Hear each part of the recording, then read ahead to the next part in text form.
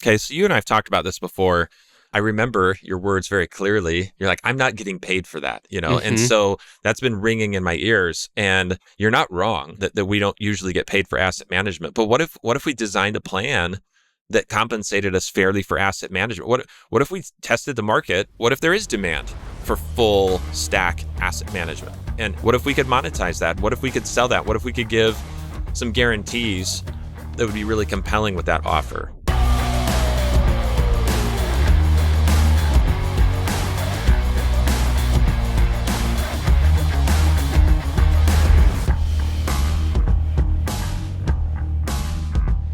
Welcome back to Peter Loman's podcast. Guys, I know I keep saying the season is over, but I keep finding more reasons to get behind the mic with people that I respect and enjoy talking with. So today, I have in the studio with me Mark Brower. How you doing, Mark?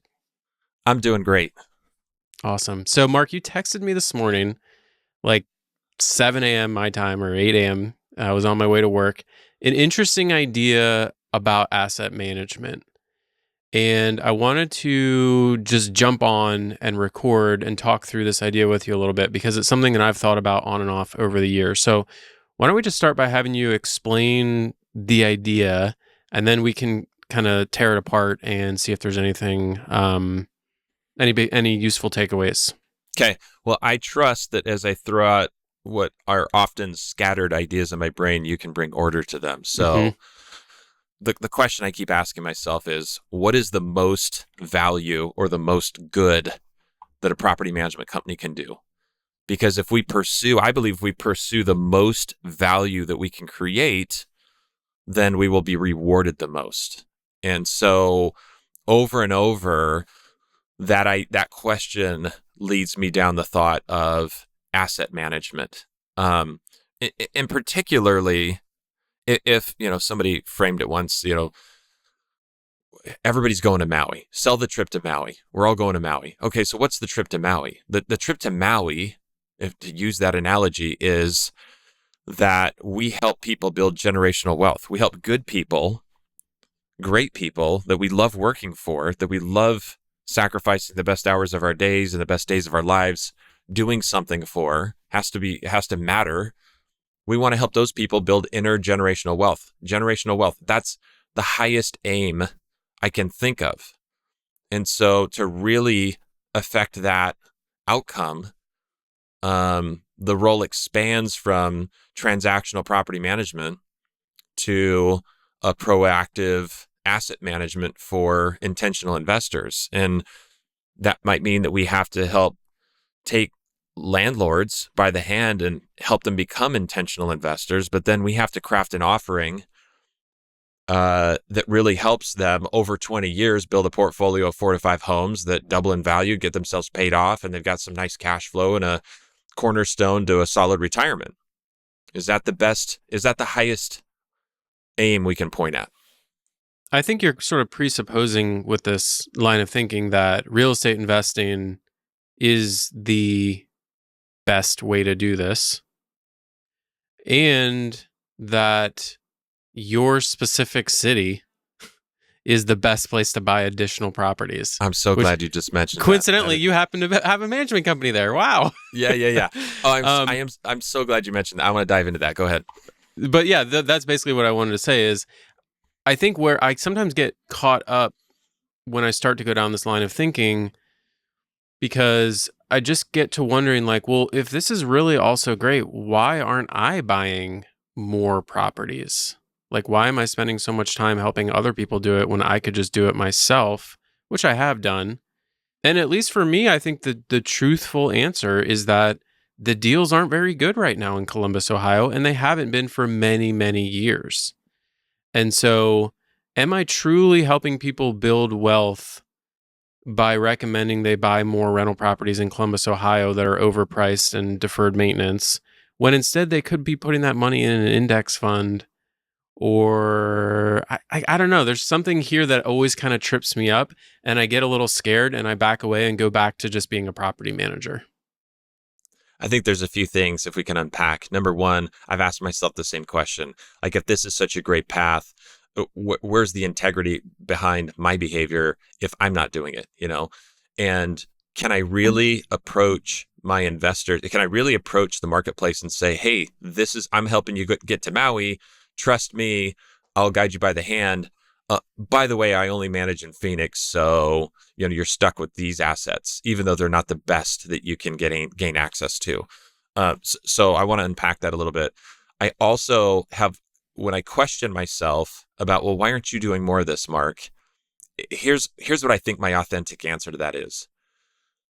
I love building businesses. I love in reinvesting pre-tax dollars into the growth of my own business. I love that. Mm-hmm. And not only is that more satisfying to me, but I think it also, if done right, gets me a higher yield on my capital. No doubt. Okay, so check that box, because there's no phony, there's no phony business here. It's not like I'm not willing to drink my own Kool-Aid. I think investing in real estate is a fantastic idea. However, let's be honest, it is not for everyone. So I think we have to be really clear about that. Like if we oversimplified it and say there's a spectrum of emotional, psychological tolerance, right? From like never should even consider investing in real estate to like, oh yeah, this is a really good idea for this person. Like we need to draw that line and say like, hey, you know what? I don't think this is for you. You are way too emotionally tied to this asset in the first place. You have a need to micromanage. You are not financially strong, whatever it is. And it's like, let's sell this house for you. The best thing for you would be to sell this house and put that money in the S&P 500. Mm-hmm. So that's the first fork in the road, right?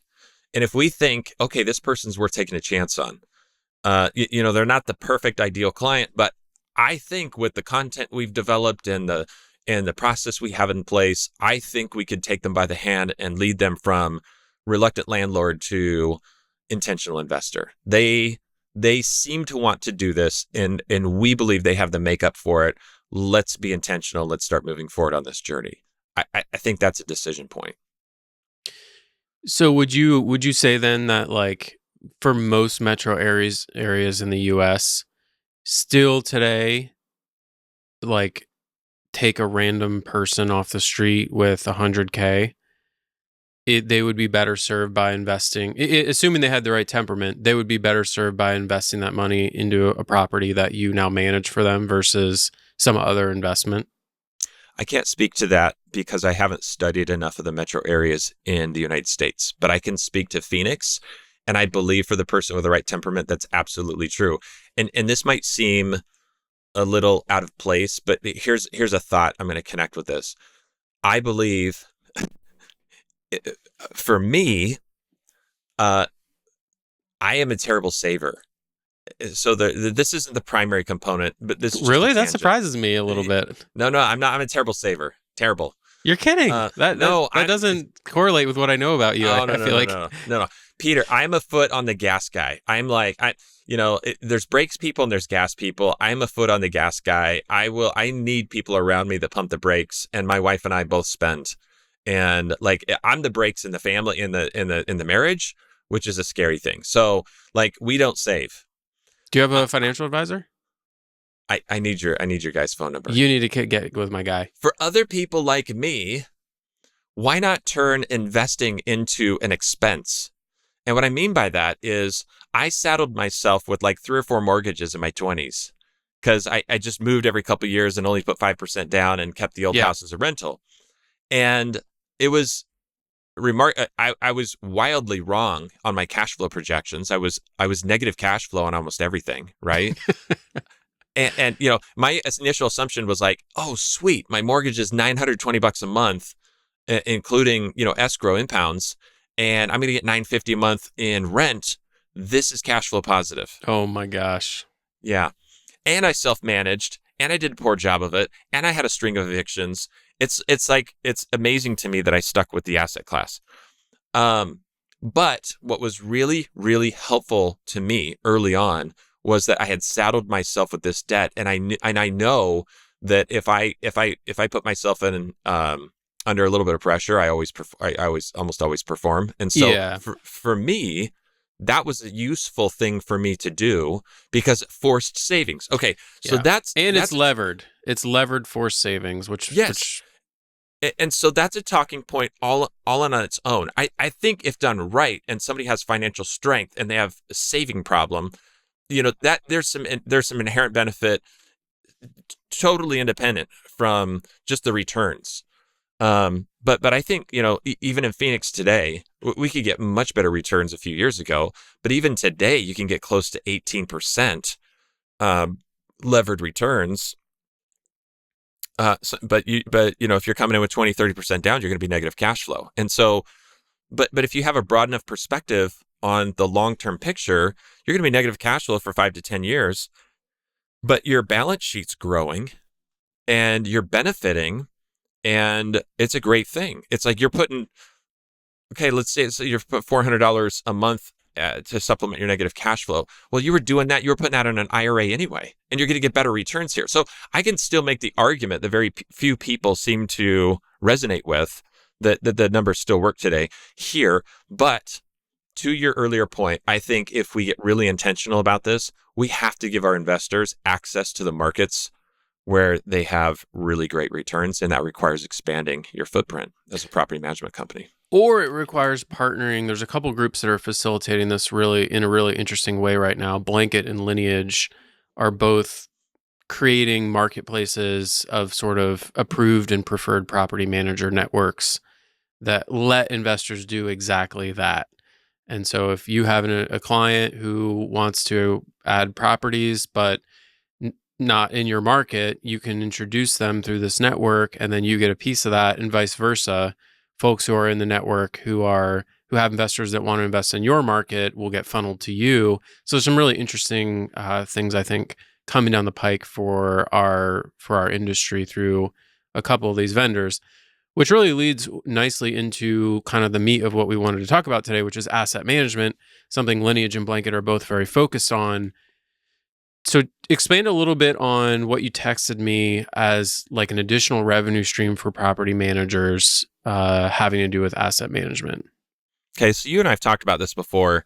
In fact, I remember your words very clearly. You're like, I'm not getting paid for that, And so that's been ringing in my ears. And you're not wrong that we don't usually get paid for asset management. But what if we designed a plan that compensated us fairly for asset management? What if we tested the market? What if there is demand for full stack asset management? And what if we could monetize that? What if we could sell that? What if we could give some guarantees that would be really compelling with that offer? So I'm sorry, how did you want me to approach this? Well, say the pricing idea that you had and what would be included. Well, I mean, if we look at asset management in the capital markets, I'm just going to rewind a little bit. So when I was in my early 20s and I started making money in commercial real estate, of course, I'm getting hit up by financial planners. And I realized after doing my due diligence that I did not want to work with someone that made most of their money through transaction fees, right? Mm-hmm. And I discovered there was this model of asset management where you would pay a percentage of assets under management. And to me, you and I, we've talked a little bit about incentives. To me, that aligned incentives. I didn't want an adverse motivation to transact a lot, right? And so this idea that there's a whole industry around charging a percent of assets under management, I think can translate into what we're doing. It possibly, I don't know if anybody's tested this, but for instance, what if you charged 1% of the home value annually? And by the way, yeah. What if you charge 1% of the home value annually, and you actually added the value that an asset manager in the capital markets adds, and in addition to that, you also did the day-to-day property management, which is not a small thing. And would that be included? Yes. In the 1% would include property management and asset management, or the 1% would be over and above the normal property management? No, it would include both. And okay. I think we would be wildly successful, profitable. So take a $600,000 house That would be $6K a year total. So that would be $500 a month. Yeah. Show me a good operator making $500 per month, managing a residential home, and put a full stack of asset management services on that. Absolutely profitable. That would be my There's no doubt speculation. it would be profitable. No doubt it would be profitable because that's well above, what most property managers are making today. And, there's probably still going to be some fees over and above that 1% on certain things. Today's episode is brought to you by Lineage. One of the biggest opportunities in the property management industry is the investor relationship. I actually have a great quote here from Mark Brower himself. He says, "The fundamental problem of property management is the delicate trust that exists between the property management and the accidental landlord client." I love that quote from him. So you guys know it's really hard to build strong relationships with accidental landlords and investors. So basically all of your clients. And it's one of the reasons that our industry has such a high churn rate on average, north of 20% per year. Rather than focusing on reducing churn by reducing every single problem that could ever happen, which isn't really possible, what if you could convert your average client into a lifelong investor by helping them zoom out and see the wealth building power of real estate delivered by your company? Lineage is on a mission to do exactly that. Basically, to provide an asset management arm to your property management business. It's pretty wild. So here's how it works. They're an asset management platform, and they're designed to work with professional property managers and their current management software. They have a platform that shows the full financial picture to your clients, as well as a dashboard and insights for you, the property manager. Lineage combines technology with a very high touch outreach to your client, the investor. They do asset review calls directly to your client. This is a done for you service. They provide education for owners to help them become investors. They help them with planning to help them grow their portfolio. And they also do training to help them understand the various options to compound their wealth. Again, they do this for you. The platform gives clarity to the four returns in real estate, helps your client understand this with a view that mirrors other investment options and sort of compares and contrasts. The platform also gives them the ability to grow their portfolio via vetted properties in a marketplace. And finally, the platform gives them the opportunity to understand the full picture of their investment for properties in different markets. And you get the opportunity to earn monetization when your client, if they decide to buy in a different city. So here's the outcome. You can transform your business with Lineage. Three main parts here: property management plus asset management. Owners become investors. That means they're easier to work with and they cost less to manage, frankly. And churn becomes a profit center, growing your profit by double digits. So if you like what you hear and you want to learn more, go to lineage.finance/PM and click partner with Lineage to book a demo. Again, lineage.finance/PM. Click partner with Lineage and book a demo today. Thanks to Lineage for sponsoring this episode. You know what else I really like about this idea? Like if this could be sold, if we could sell this. First of all, I'm very confident the value is there if done right. But I also believe that the conversation is even more unusual, or this idea of creating a category of one.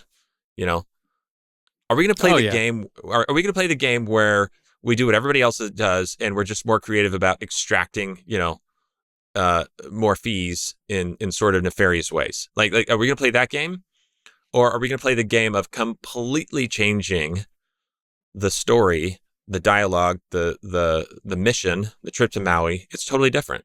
It's like we do property management. Of course we do property management because we have a full package asset management suite of services, and property management's integral to that. But we are, like a financial advisor, charging 1% of the asset value. We are inherently motivated and aligned with you in building towards your $4 million portfolio 20 years from now. That's what we're doing. That's what we're doing together. And we have all these guarantees of protections, and we have such great transparency, and we have and by the way, one of our services, which I think could be a fantastic idea, by the way, is We have a full premium accounting suite of services, including escrowing for your future vacancies and repairs. How brilliant would that be? Because the occasional, the anonymous, the random punch in the face to the investor, the landlord, about an impact to cash flow, I think is what's so jarring and what shakes a lot of people out of this asset class. You'd be handling like their reserves for replacement, and some of the things you listed that would be included here would be like handling their mortgage payments, which I like that idea for a couple different reasons. One of them you mentioned, like helping them save money on insurance. That's an easy win, and also a potential revenue stream. Mm-hmm. Another one is, something that's always bothered me about what we do as property managers shows up every year in January. And that is, we send the owners, the clients, their year-end owner statement, which has, January through December, income statement, all the income, all the expenses. We give that to them and we say, see you later. And now they have to take that and do their taxes. And what they end up having to do, and if you own real estate, you know this, you have to now merge that with your mortgage payments. You have to separate out the amortization expenses, like the larger capital items have to come off the expense side and be moved over to a depreciation schedule. You got to add in any of your travel or your personal expenses that are associated with managing that property. And so when we hand off their rental owner statement at the end of the year, we're really just handing them a big pile of work that now they have to go and do more work to get their taxes done. What I like about handling their mortgage is that's the one big thing that we don't have eyes on as the property manager.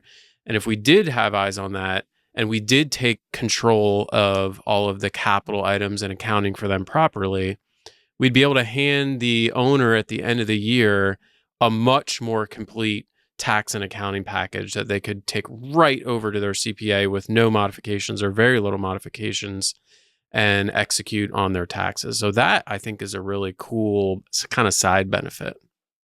Yeah, and we also then have all the data to show them a comprehensive view of their returns, of their actual returns, because we don't know that actually.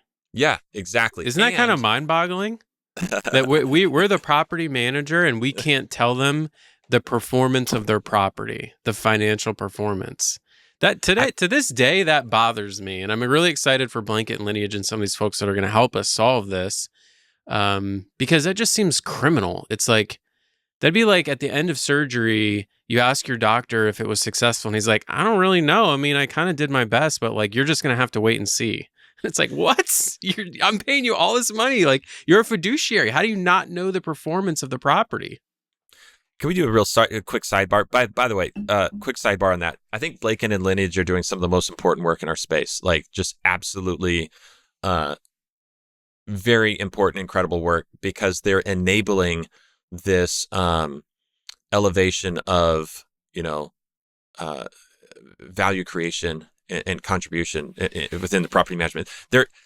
It's tools like this that will enable this transformation to happen. And I think over the next 5 to 10 years, we're going to see smart operators moving this direction. I'm really excited about it.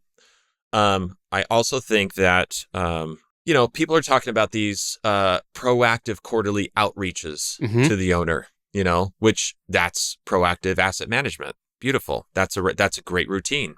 I aspire to that. We're doing it once a year. I'd love to do it quarterly.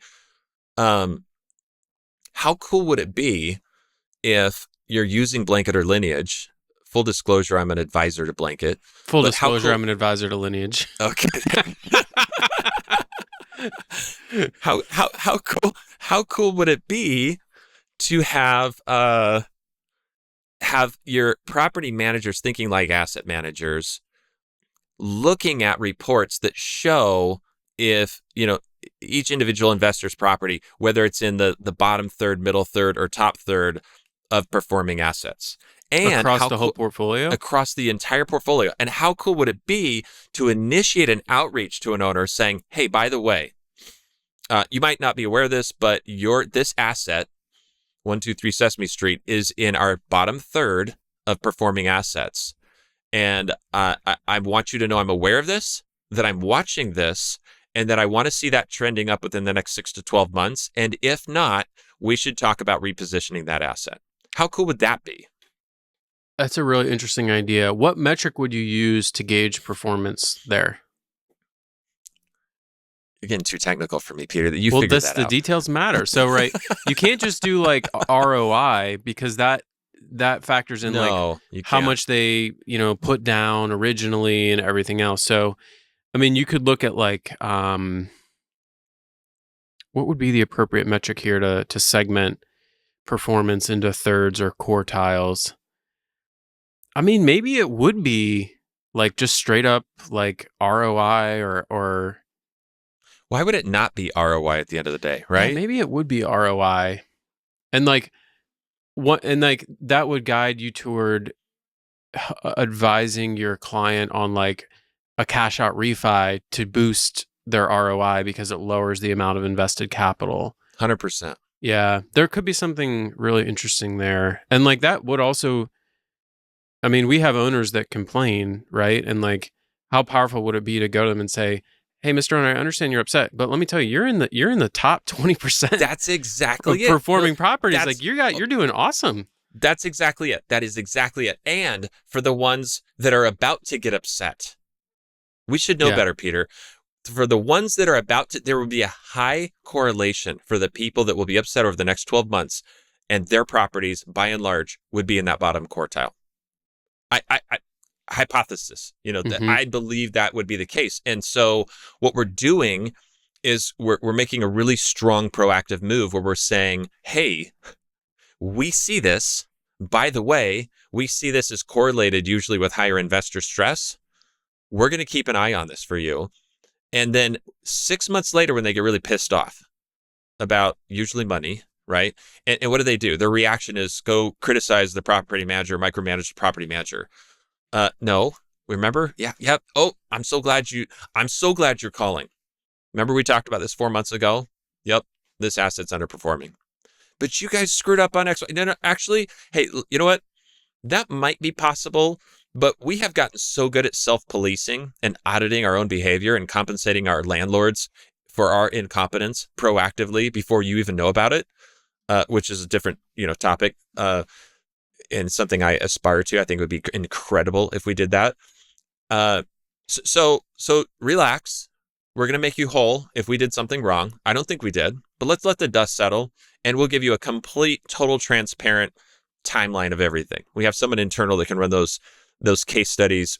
We've consolidated our tech stack, and we're so good at like being able to parse this out and find out if there was incompetence. And our commitment to you, of course, because you're on our asset management plan, is that for any of these, if we did delay or cause you any harm, we're going to reimburse you 100% out of our pocket for that. But let's get back to the main point. This asset's underperforming. Let's come up with a plan. Yeah, I was thinking a little bit more about that ROI number. The one thing the ROI doesn't take into account is appreciation. So it might have to be like return. It might have to be like return on equity. No, I don't know. That's worth thinking about a little bit further. Like, what is the right metric to gauge our performance as property managers on? You know what I really liked, and what I would like to parse out. What I really liked about what you said about this ROI number is not only could it highlight an underperforming asset because it has a much higher maintenance expense or whatever, right? Ratio, but it also would point out an under-levered portfolio, right? Which I hadn't thought about, but that's true. And so I don't know if you want to go, if you're willing to talk about this next, but something that I've been mulling about is what are the key characteristics of the profile we need to understand about the human being, the investor, that we then need to blend with asset performance. It's not all about asset performance. In a perfect world, we'd have unemotional robots owning these properties. It would all be all about asset performance. But there are like 3 or 4 key components about the profile of the individual that need to be melded with asset performance in order to make an informed recommendation and act like an asset manager. And some of those include investor timeline. Are they like 65 and they're like, don't touch anything. I'm going to all cash. Let this pay off. I'm not doubling down my equity, not doing it. So investor timeline, risk tolerance, financial strength. Can they afford negative cash flow? For instance, can we maximize long-term gains by actually going negative cash flow? We would need to know that. And then maybe temperament. I don't know. I don't Yeah, know what there's those a are for lot. sure. I mean, the financial advisor world has long known about these things, and I'm sure there's a ton of useful information we could steal from that industry about how to deal with different types of investor temperament, how to ascertain risk tolerance, how to approach different types of clients with your advice and recommendations. I mean, half the value of a great financial advisor is the human psychology part of it, right? The client calls them in a 90%. panic when the market's down 90%. 5% in a day, and the financial advisor talks them through it. Remember, we have these long-term goals, and we have you set up with this bonds, and like talk them off the ledge. And like a couple key conversations like that on the right day can compounded over a lifetime yield millions of dollars of additional profit because you prevented your client from selling in a panic or buying because a stock tip from their buddy or whatever. So it's at least half like human It's psychology 90. It's stuff. 90%. Yeah. It's way more than half. And guess what? Yeah. We are already doing this in property management. We're not getting paid for it. Right.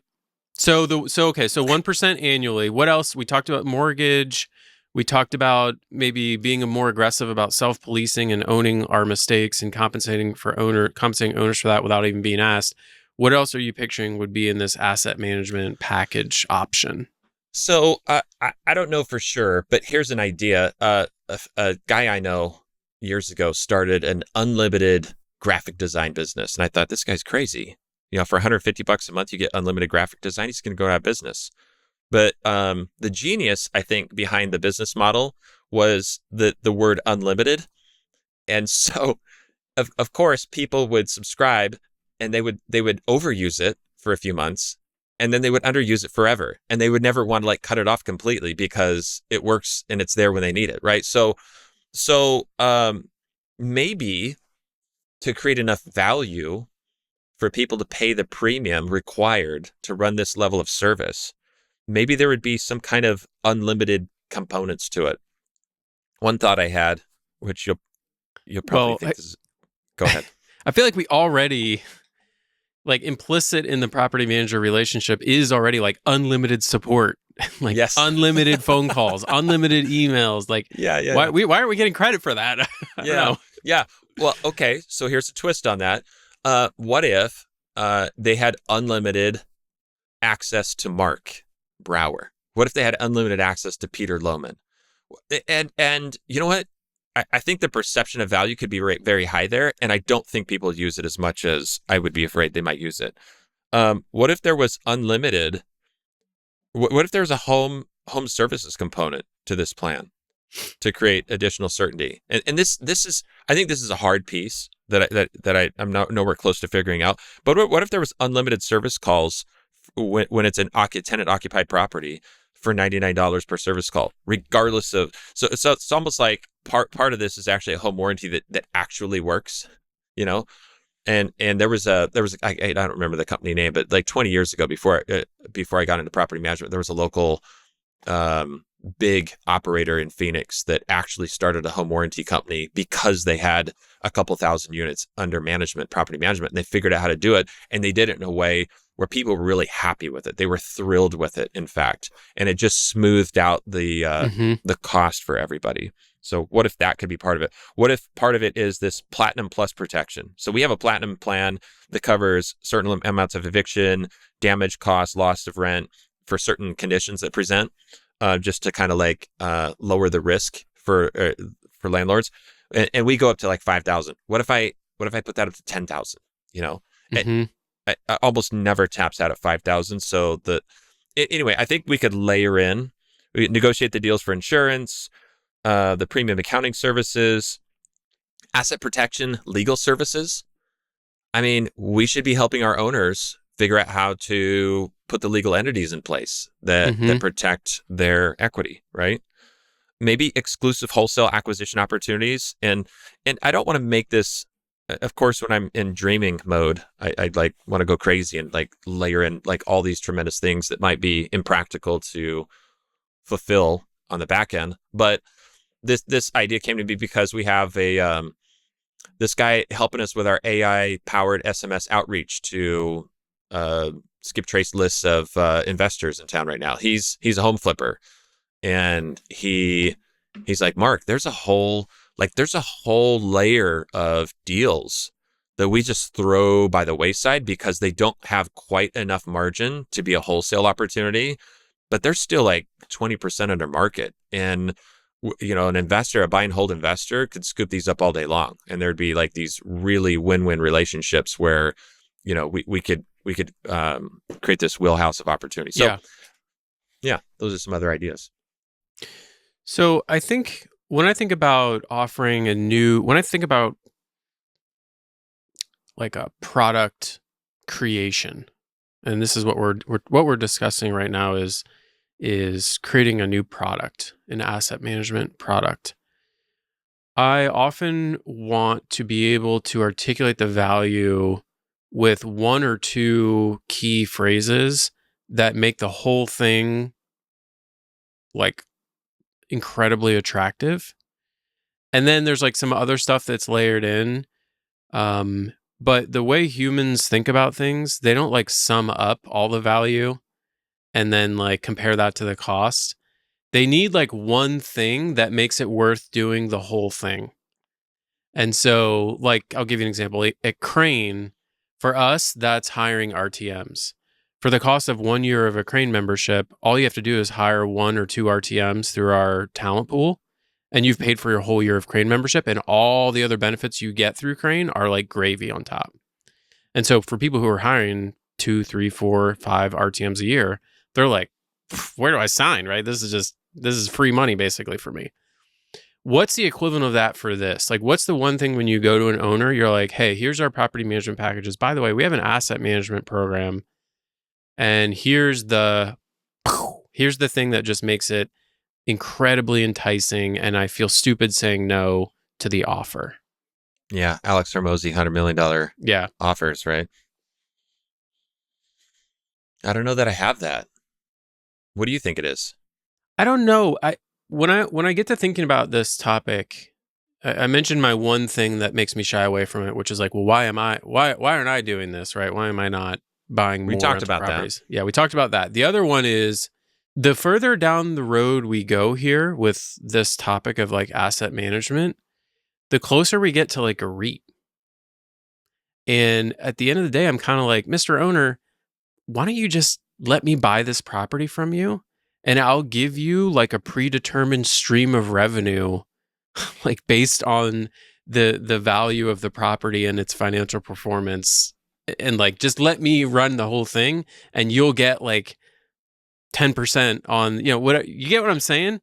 It's kind of like at a certain point, why do they even own the property if they don't have the psychology to be a real estate investor? Just let me own it for you, and you can take the stream of income off it, and I make the delta between what I've promised you and what I'm able to perform. And then kind of like that just gets you down to like, real estate syndications and LP investors. And it's like, what am I even doing messing around with these mom and pop guys who don't even know what NOI stands for? Why don't I just syndicate apartments with LPs who understand the stuff and are more than happy to get an annual distribution and a phone call once a year? I don't know. I get all mixed up with like the scale of all the way down from just nuts and bolts property management to a fully hands-off REIT, and like, where do we fall and how do we charge? And I get really like confused. So in a limited partnership,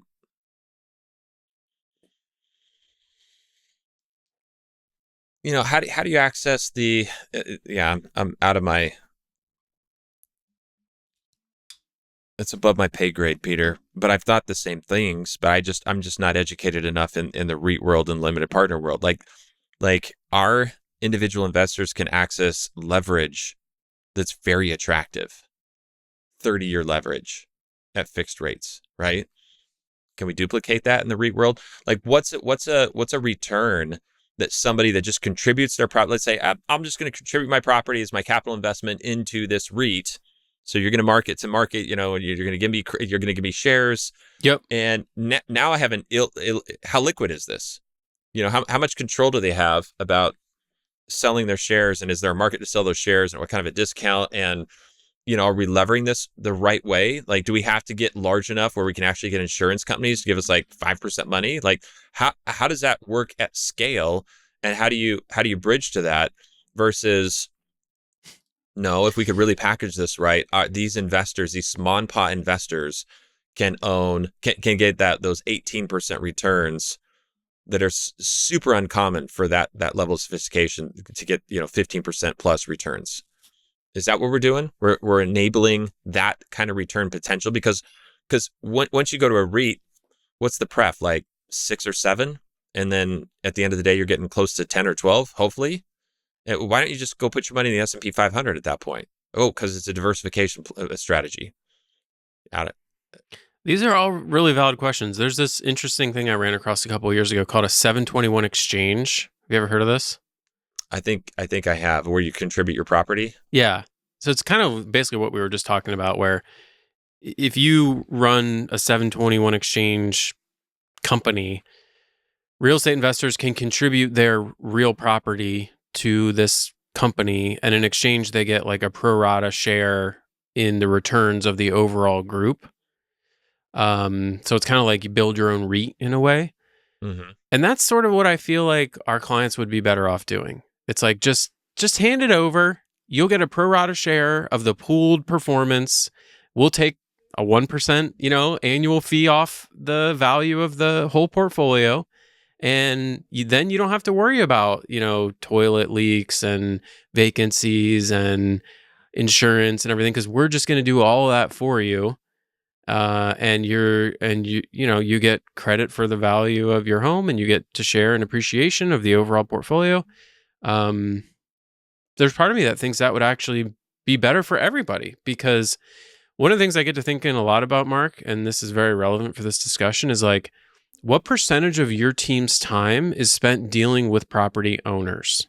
So in other words, if you owned all the properties, Mark, personally, that you currently manage, how many fewer team members could you get away with having, basically, because of the savings of the account management part of property management? Have you ever Right. thought about that? Oh, absolutely. I've thought for years that this would be easy if we could just get rid of all the owners. Exactly. I mean, yeah. I think it's around 30%, 30 to 40% overhead, essentially, of dealing with the property owners and their questions and their problems and their reporting and everything else. I think you're probably right. So I feel like, going back to what I was saying, if they just contributed that into the 721 exchange, that would eliminate all of that spending, which could then be returned to them, in the form of a lower management fee overall, and they would end up making more money. But then they wouldn't know what's going on with my property. See, that's the thing that they wouldn't be getting. And that you can retire on a lot of what's going on with my property answers if you accumulate enough of those, I think. Well, okay, but what else are they giving up? That this liquidity, and this is where it's above my pay grade. I don't understand how you can you sell your shares in a private REIT? Can you? Is that how liquid is that? Like, what's the whole? Is there a required? I've heard of REITs where you put a portfolio together and it's a 5-year deal and everybody gets paid out and it rolls over. Maybe you can agree to rolling over with it, or you get paid out in 5 years. So do we just then agree to these fixed time frames where people get paid out in these groups and we restructure things every 5 to 10 years? Or is there a marketplace to sell your shares in a REIT? I mean, if you go public with it, that's a totally different game, right? Yeah, I'm not sure. That's a good question about the liquidity of these 721 exchange situations. Like, how do you sell your shares, basically? I'm assuming there must be some sort of like a buyback, pre-agreed buyback for a discount at any time. Like the owning entity will agree to buy back your shares at some pre-agreed valuation less a discount. In individual real estate deals like syndicated, where you have a GP and an LP, and those are almost always like 5-year deals. And after 5 years, the property is sold, or they may elect to go another 5 years or what have you. So it's definitely illiquid. And in theory, you should be getting like a premium for that illiquidity over and above, a stock market rate of return, which is fully liquid. But owning rental properties is pretty illiquid in and of itself. I mean, compared to buying and selling shares in the stock market, owning rental properties is highly illiquid in the first place. And the transaction costs are absolutely soul crushing.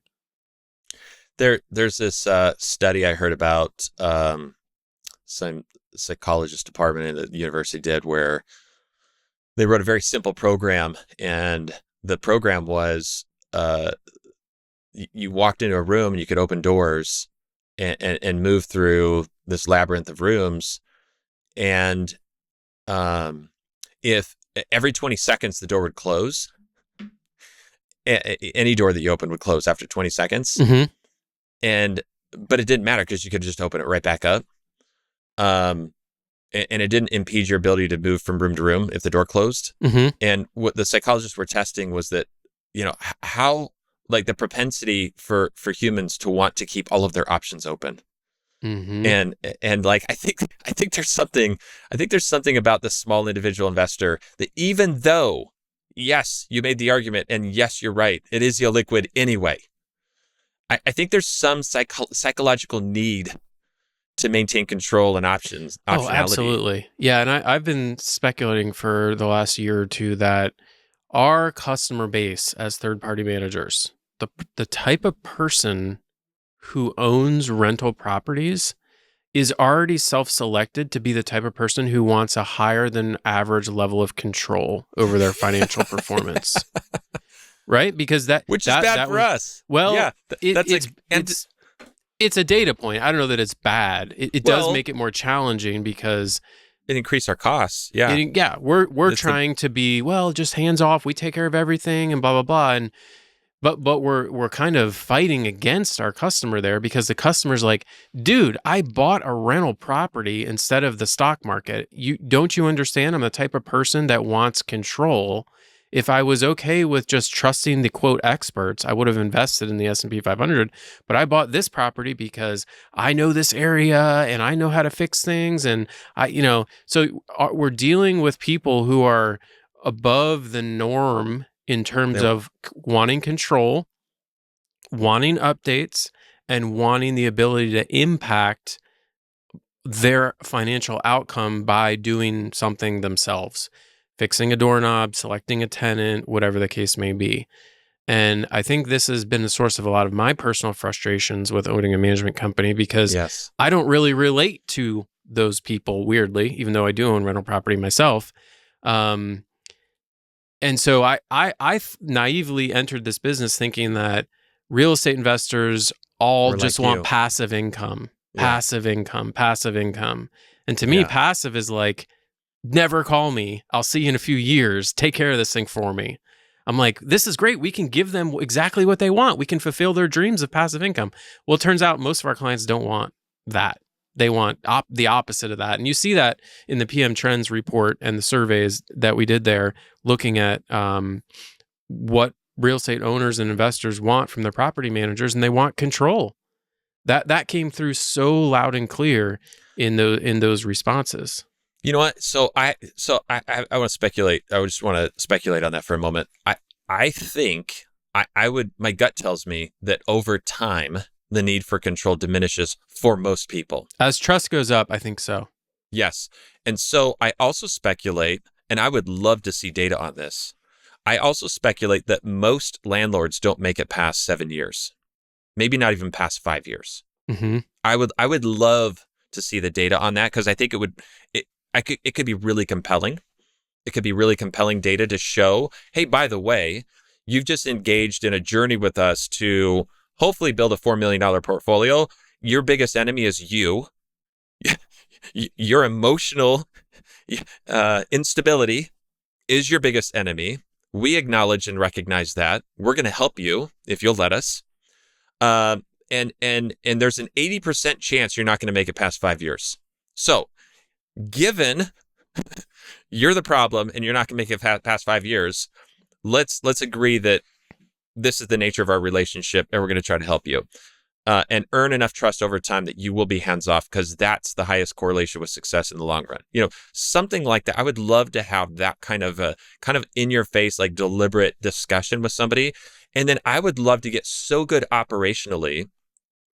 Sorry if this seems random, but I would love to be able to have, like, at my fingertips be able to have either a person or a means within my organization that anytime an owner starts flaring up irrationally, you know, I tweeted recently, there's no such thing as an irrational or unreasonable owner or resident. And I think that's true because when we attach to that idea, it forces us to take full responsibility for gaining influence any way we can. Okay. So that's but setting that aside, when an owner responds irrationally to something, right, and they're spinning up, they're getting triggered by something, I would love to be able to furnish them with a play-by-play detailed report of exactly every detail that happened in the item that they're flaring up about, and be completely transparent and deconstruct everything for them. And I've done this a few times. It took me a couple of hours to put together I had to call the vendors, I had to call the tenant, I had to listen to phone calls, We're dealing with one of these right now. Yeah, you know what I'm talking about. But when you spend the time putting the case together, it's the insights are powerful. I would love to on command have somebody that could put those cases, that loves putting those cases together, and does it actually even before something flares up. They do it on a regular basis proactively to audit how good our competencies are in our operations. And when we find infractions, we voluntarily disclose to the owner and reimburse them for any losses due to our incompetence. Like, how incredible would that be to run that kind of shop? So that not only internally do we have the utmost confidence, but we inspire absolute lights out confidence with our owners. This is who we are. You have absolutely no reason to flare up here. We're going to get to the bottom of this. We're going to reimburse you if we actually were incompetent. And let's go. Let's get you past this for first 5 years. Yeah, a couple thoughts on that. I've done those deep dives before, and we've done them as a company several times when an owner had a big problem at a property. And I always find them in the end to be deeply unsatisfying for a couple reasons. One, I usually find that we made mistakes, multiple mistakes that are so painful for me to see. Yes. And just make me feel really foolish. Yeah, thank you. I'm so glad I'm not alone. And the other thing that I find really painful is even if we don't find those mistakes, or even if we do and we own that part of it, the owner is never responds in the way that I think that they should when we do one of these deep dives. Really? and share it with them. No, they never do. They always just find something else to complain about, or they say, yeah, but remember last year when, and you're just like, oh my God. Like, it just never, I'm like, all right, here's the slam dunk. There's a 3-page PDF. We've got pictures. We've got vendor confirmations. It never gives me the resolution that I'm looking for. There's some deeper issue in that case. I've done it before where it was refreshing. The owner's like, hey man, well, wow, thanks for being so transparent. Thanks for doing, you're even admitting your own mistakes here. And I think it can be a trust building exercise. I think obviously we've all had relationships that have just gone too far, too negative, too long, too far, and we have to divest. And it's okay, I think, in my opinion, to be really candid with owners and say, you know what, hey, it feels like there's too much emotional baggage. I've lost too much trust over time that I can't even ask for enough of your support right now to try to regroup and move forward. I think it's best that we part ways. I think highly of you. The problem is when you do that during one of these situations, that just to them, they're like, oh, and okay, now I see what you're doing. Now you're going to fire me, and you're trying to hide your mistakes, and you're, it just even flares them up even more, and gets them cranked up even more. All right, but anyway, so the other thing I wanted to comment on, this like getting them to the 5 years thing, I think is a great discussion, and I love the content that you've put out. I know you've put out recently, but I know you've also been talking about it for years, which is like, the juice really comes like after year 5 and year 7. If you look at all kinds of things from like the appreciation curves and the principal pay down, interest versus principal on a mortgage, like first 5 years is almost all interest. And you're so right about that stuff. And the transaction cost is another thing. Like the more years you own it, the more years you can amortize those transaction costs over. And that's exactly how I personally think about investing in real estate, is just to set it and forget it. What's the old cliche expression about real estate? Like you don't wait to buy real estate, you buy real estate and wait. Yeah. Or something like that. It's so hard to communicate that to property owners in a way that I think resonates with them for We're gonna whatever do it. reason. Like, We're how gonna do we do it. Yeah, They and I need think to. you've They got have great to language see it. about this. Yeah. It's not just the language; they have to see it. You're gonna love a reel I just put together, where I got up on the blackboard with a chalk marker and I did a Y and X axis, and the Y was the money and the X is the time. And you can see it in your brain. We were in La Jolla recently, and I explained to you, the visual. Mark, And you need to put together like a productized service so that you can, like, instead of just sharing this with your clients, you need to be sharing this with every single rental owner at every single management company in the United States. Well, Like, yeah, your absolutely. messaging around, the 5-year thing and the principal pay down and the transaction costs and like the, we want you to get to 5 million, but you're your own weakest enemy. Like everything we've been talking about today, pretty Yes. much. Let's You just put it need to together. wrap this up in a way that I can deliver your message to my clients. I'm telling you, I want to write a book with you, Peter. Yeah, I need it. Are they going to read the book though? Well, whatever. Yeah. A program, a course, whatever. Something. We'll co-brand it. We'll sell it. But I think there's something really powerful. I think, again, Lineage and Blanket are on the forefront. If we can show owners, did you know that in rock climbing, they call it the different phases of the climb that pitch, right? There's different pitches that you go through. Did you know that in some pitches, if you don't move through it quickly enough, you will fall off the face of the mountain? Like there's no resting point. I feel like the first pitch of owning a rental property, the first 5 years, it's like head down, guns blazing. Like, we have got to get you through this. But by the time we get to year 10, you are going to be so excited. There's a couple of these. There's a couple that I could identify. One is their first turn. That's a pitch for sure that they need to hold strong, hold firm. No, they need to move through it quickly or they will fall off. That's what I mean. Yeah. No hold. Yeah. Yeah, that's what I meant to say. Yeah. And then the other one, you said like maybe the first 5 years. So yeah, we could probably identify a few of these and pre-warn owners of what to expect. Exactly. Yeah. And if you can give them visuals and you orient them to this, and you can it just gives them a fighting chance. If only 20% of landlords make it through the first 5 years, but we put together incredible content and we get that up to 35% or 40%, what a huge win that is. I think really half of you could get halfway there by just articulating that one statistic to them. Just say only 20% of you are going to make it to 5 years. And be like, oh hell no, I'm going to make get there because of our competitive nature going. That's right. Yeah. That's right. And I think, so you and I know we're going a little long here, and I got to jump to another meeting. This has been we should do this every month, Peter.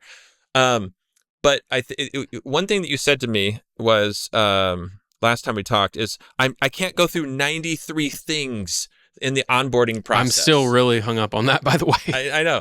I can't like orient the owner to every scenario that's going to go wrong. And like basically prime them, to use a sales term. You got to prime and set the expectations for everything so that when we get to that moment, we're like, hey, remember we talked about that? They're not going to remember any of that stuff. But they're going to remember like maybe 2 things. Number one, here's the visual of where you're at. People remember visuals. And here's what this looks like the next 5 to 7 years. Number 2, the only thing I need from you, and I need it more than anything else, is your support. I need you to look at me as the subject matter expert. If you know where you're at and where you're going, and we're aligned with that, and you trust me as a subject matter expert, but then I have to undergird that. I have to prop that up with accountability, transparency, owning the outcome, and the ability. I'm thinking the way I'm framing this for myself right now is I have to be able to, at any point, deconstruct anything that went wrong at a level of detail that inspires and blows away the trust and the confidence, which is so painful for the reasons we just outlined, but also so important to get owners through that first 7 years. I've never met anybody that's owned rental properties for over 20 years and regretted it. They regretted not buying 4 times as many. Once we help people zone in on that, and then just those 2 things. Here's a visual of where you're at, where we're going, and I need your support, and you have my full commitment that at any point we're going to deconstruct everything, be totally transparent. You might find that you're not cut out for this. We might find that we don't want to work together, but we're going to give it everything we got. Yeah. There's definitely something to the idea of like summing up all the categories of things that can go wrong and grouping them into like 1 or 2 or 3 large things that you can articulate during that kickoff or during the sales process. So I like where you're going with that. I think it's money. I Yeah. think if we escrowed every single owner's money, the stuff that they should be saving for the next vacancy and the repairs, it smooths everything out. And if you could package that into an asset management program where that's actually part of the premium service they're paying for, I think that would be brilliant. I think there's something there. I think there's something to escrowing the money for reserves for replacement and turns, combined with paying the mortgage. And I mean, ideally, you would sort of like get them out of escrow, so you are controlling the. I mean, everything we're talking about is more money in my trust account that I can. There you go. That the I enterprise can is going to give me possibly more or possibly yeah, not earn interest on in various forms, but yeah, there's some really interesting pieces and parts here. I think the full picture financial accounting is really kind of a next generation asset management idea that hadn't really clicked for me until we talked through this. So there's some little nuggets here that I think are the beginnings of something that could turn into what you articulated, which is a totally differentiated offering that is not property management, but it's a totally different set of value and values and a totally different way of charging for it, that's basically the definition of like, what's that great book that everyone's always recommending? I can't remember, but basically it's like a differentiated product offering. Blue Ocean? Yeah. Blue Ocean. Yep. Yeah, category 1. Category design. That's what I meant to say. If somebody goes to your website and they see, what do you charge for property management? Well, we don't do property management. We do asset management. It's 1%. What? 1%? Yeah. I'm intrigued. I got to call. I got to find out. Look at all that you're doing for 1%. It's 1% of the assets under management because we're getting you to 4 million. We're motivated just like you are. It's lights out. We're going to take care of everything. Nobody does this. By the way. And I believe a great property manager can swing the value of your asset by a couple percentage points annually through good management. Absolutely. And you compound that over 20 years. Yep. That's tremendous. 100%. Tremendous value. All right, Mark, this was awesome. I'll try and get this up on the feed as soon as I can. Cool. Thanks for jumping on last minute with me. Yeah. And see you in Phoenix next week. All right. See you then. If you like the show and want to get connected to the community, you can follow me on Twitter @PSLoman and subscribe to my email newsletter on my website, peterloman.com. I try to share as much valuable property management content as I can on a regular basis. Thanks again for listening and have a great week.